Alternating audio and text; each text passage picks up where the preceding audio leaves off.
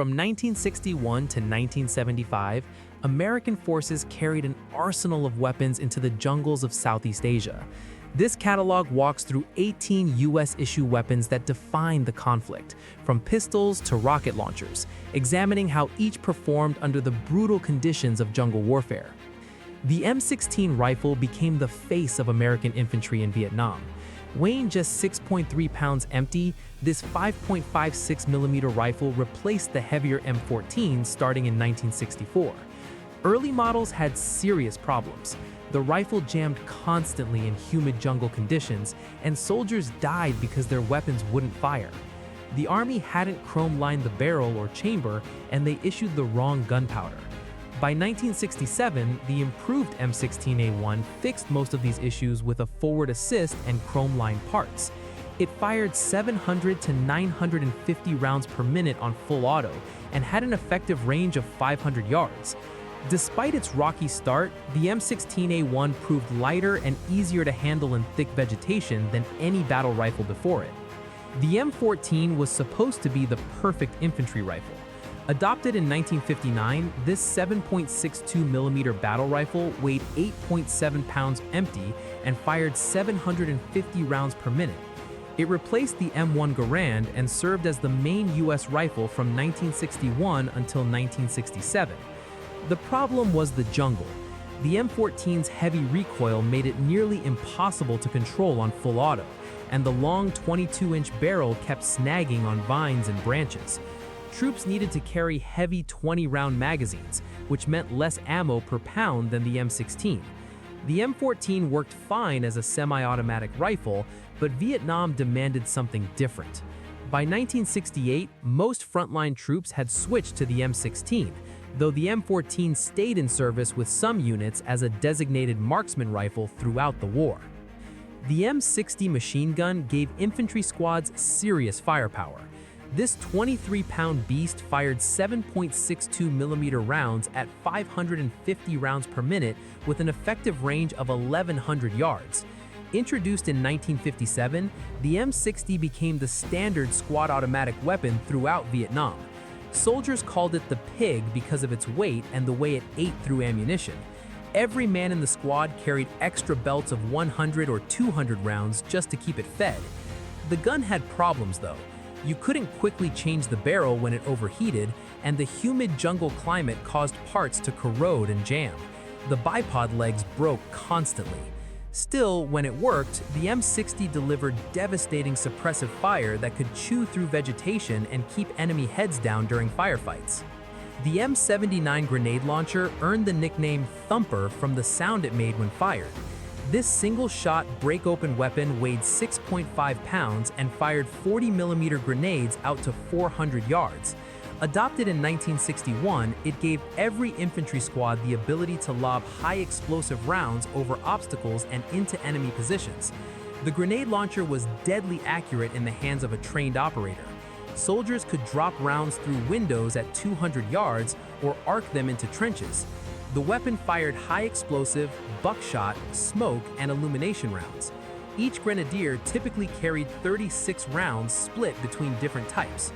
The M79 filled the gap between hand grenades and mortars perfectly, but it meant giving up your rifle, so grenadiers also carried a pistol for self-defense. The M72 LAW gave individual soldiers a way to destroy bunkers and light armor. LAW stands for Light Anti-Tank Weapon. This disposable rocket launcher weighed just 5.5 pounds fully loaded and collapsed down to 25 inches for carrying. Extended, it measured 35 inches. The 66mm rocket could penetrate 12 inches of armor at ranges up to 220 yards. In Vietnam, troops used it more against fortified positions than tanks. The LAW had issues early on. Rockets sometimes exploded mid-flight, and the weapon got recalled for safety modifications. Once fixed, it became a reliable tool for taking out bunkers and buildings.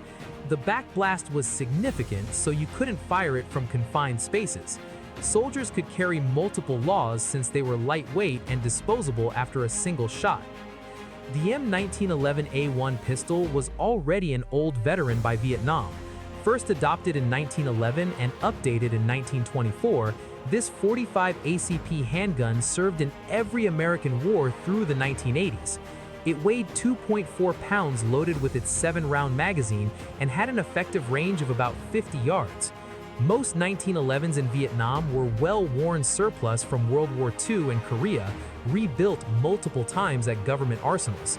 The finish was usually worn down to bare metal. Despite the age, these pistols worked. They became essential for tunnel rats, the soldiers who crawled into Viet Cong tunnel complexes armed with just a flashlight and pistol. The big 45 round delivered serious stopping power in ultra-close quarters, even if the muzzle blast was deafening inside a tunnel. The M2 Browning machine gun had been around since 1933, but it was still deadly effective in Vietnam. This massive crew-served weapon weighed 84 pounds without its tripod and fired armor-piercing rounds at 500 rounds per minute with an effective range of 1,100 yards. Mounted on vehicles, helicopters, and fortified positions, the M2 could chew through concrete bunkers and light armor. Marine sniper Carlos Hathcock made history using an M2 fitted with a scope, recording kills at ranges beyond 2,000 yards. The gun was reliable and powerful, though its weight meant it stayed mounted rather than being carried by infantry. Its heavy 50 caliber rounds could disable vehicles and bring down low-flying aircraft. The M1 Garand saw limited use in Vietnam, mostly in the early years before 1965. This semi-automatic rifle had won World War II, firing 8 rounds of .30-06 ammunition from an en-bloc clip. It weighed 9.5 pounds empty and had an effective range of 500 yards. By Vietnam, the Garand was outdated. Marines landing in 1965 still carried them initially, and thousands went to South Vietnamese forces and rural militia units. The rifle was accurate and reliable, but the 8-round clip made a distinctive ping sound when empty, which could give away your position. The weight and ammunition made it less practical than newer designs. The Garand disappeared from American frontline service quickly, though it continued with Allied forces throughout the war. The M1 Carbine and its full-auto variant, the M2, showed up everywhere in Vietnam. This compact rifle weighed just 5.5 pounds and fired .30 carbine rounds from 15 or 30-round magazines. Originally designed in World War II as a weapon for support troops, the carbine became popular with South Vietnamese forces, police, and Montagnard militia. American helicopter crews and vehicle operators carried them too. The carbine had less stopping power than a full-sized rifle, firing a pistol-caliber intermediate round, but it was light and easy to handle. The M2 version added selective fire capability. Both models were reliable and worked well in the jungle climate. The Viet Cong loved capturing them, and many ended up being used by both sides throughout the conflict. The M3A1 Grease Gun earned its nickname from looking like a mechanic's tool. This 45 caliber submachine gun weighed 8 pounds empty and fired 450 rounds per minute from 30-round magazines. Adopted late in World War II as a cheap replacement for the Thompson, the Grease Gun served vehicle crews, tunnel rats, and special operations units in Vietnam. The weapon was simple, made from stamped steel with minimal moving parts. It was compact at 30 inches with the stock extended, perfect for tight spaces. Suppressed versions saw use with Navy SEALs and MACV SOG teams on covert operations. The low rate of fire made it controllable, and the 45 round hit hard at close range. Its biggest weakness was the 100-yard effective range, but for the close quarters fighting it was designed for, that didn't matter much. The CAR-15 and its improved successor, the XM177, were shortened versions of the M16 designed for special operations. These carbines weighed about 6 pounds and measured just 28 inches with the stock collapsed. The XM177 had a 10-inch barrel compared to the M16's 20-inch barrel, making it perfect for jungle fighting and helicopter operations. The short barrel created serious problems. Muzzle flash was blinding at night and the noise was punishing. Engineers added a moderator to the muzzle to help, but it didn't solve everything. The shorter barrel also reduced the effective range to 300 yards. Despite these issues, MACV SOG, Air Force Security, and other special operations units loved the CAR-15 and XM177 for their compact size and maneuverability in thick jungle and during vehicle operations. The Winchester Model 70 bolt-action rifle served as a sniper weapon for Marines and other units throughout the war. This rifle weighed just 6 pounds with its 22-inch barrel and was compact enough for long patrols through heavy vegetation. Chambered in .30-06, it had an effective range beyond 800 yards with a scope. The Model 70 wasn't an official military rifle, but its accuracy and reliability made it popular with Marine Scout snipers early in the conflict. The bolt-action design was slower than semi-automatic rifles, but it was more accurate. The light weight meant less fatigue during long operations. As the war progressed, purpose-built sniper rifles like the M40 began replacing the Model 70, but it remained in use with some marksmen who trusted its proven design. The M21 sniper weapon system was essentially an accurized M14 fitted with a scope and match-grade parts. This 7.62mm rifle weighed about 11 pounds with its scope and bipod. It gave Army snipers a semi-automatic platform with better accuracy than standard-issue rifles, with an effective range of 800 yards. The M21 combined the M14's reliable action with upgraded barrels, triggers, and bedding. Most were fitted with an adjustable ranging telescope. The rifle could fire follow-up shots faster than bolt-action sniper rifles, which mattered in jungle fighting where targets appeared and disappeared quickly.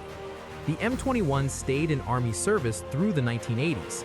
In Vietnam, it proved that a semi-automatic sniper rifle could compete with bolt guns when built to proper specifications and loaded with match ammunition. The M40 sniper rifle became the Marine Corps standard for precision shooting in Vietnam. Built on the Remington 700 action, this bolt-action rifle weighed 14 pounds with its scope and fired 7.62mm ammunition. The Marines wanted something more consistent than the mix of commercial hunting rifles their snipers had been using. The M40 had an effective range of 800 yards with its Redfield 3-9 power scope. Marine armorers built each rifle to tight specifications, ensuring accuracy. The heavy barrel and stock helped manage recoil and provided stability for precise shots. The bolt-action design was slower than semi-automatic rifles, but it delivered better accuracy. Marine snipers using M40s recorded hundreds of confirmed kills throughout the war, proving the value of purpose-built sniper weapons. The M2 Carbine was the full auto version of the M1 Carbine, and it saw heavy use with South Vietnamese forces and American support troops. This 5.9-pound rifle could fire 750 rounds per minute on full auto from its 30-round magazine. The selective fire capability made it more versatile than the M1 only semi-auto, though the light .30 carbine round and short barrel made it hard to control on full auto. Helicopter crews liked the M2 because it was compact and gave them firepower if they went down. The Viet Cong captured hundreds of them, and both sides used them throughout the war. The M2 worked best in short, controlled bursts at close range. Beyond 200 yards, its effectiveness dropped off significantly due to the intermediate power cartridge. The M67 recoilless rifle gave infantry units a way to destroy bunkers and light vehicles. This 90mm shoulder-fired weapon weighed 35 pounds and could fire high-explosive anti-tank rounds out to 450 yards effectively. The recoilless design used vented propellant gases to cancel recoil, but this created a massive backblast that revealed the shooter's position and made it dangerous to fire from enclosed spaces. In Vietnam, troops used the M67 against fortified positions more often than armor. The weapon was accurate and powerful, capable of punching through concrete bunkers or destroying machine gun nests. It required a two-man crew to operate effectively, with one man carrying the weapon and another hauling ammunition. The M67 bridged the gap between the M72 LAW and heavier artillery. The M18A1 Claymore mine became one of the most effective defensive weapons in Vietnam. This command-detonated mine weighed 3.5 pounds and contained 700 steel balls backed by 1.5 pounds of C4 explosive. When triggered, it sprayed the steel balls in a 60-degree arc out to 50 yards, creating a killing zone that could stop an assault. Troops set up claymores around their perimeter at night, connecting them to firing devices with wire. The mines sat on folding legs with "front toward enemy" stamped on the face. Soldiers could trigger multiple claymores simultaneously to repel attacks. The claymore was also used in ambushes along trails. Its effectiveness made it essential for defensive positions throughout the war, and it remained in U.S. service for decades after Vietnam. The Mark II hand grenade, nicknamed the Pineapple, was the standard fragmentation grenade of World War II that continued serving in Vietnam. This 21-ounce grenade used a simple fuse mechanism with a 4 to 5 second delay after the spoon released. Soldiers pulled the pin, released the spoon by throwing, and the grenade exploded several seconds later. The cast iron body fragmented into lethal shrapnel with a 5-yard kill radius and a 15-yard casualty radius. The deep grooves on the outside, which gave it the pineapple appearance, were actually for manufacturing, not fragmentation like many believed. In Vietnam's dense jungle, grenades were essential for clearing bunkers, tunnels, and fighting positions. The M2 was eventually replaced by the M26 and M67 grenades, which had different frag patterns and were safer to carry. These 18 weapons defined how American forces fought in Vietnam, each solving specific problems that jungle warfare demanded.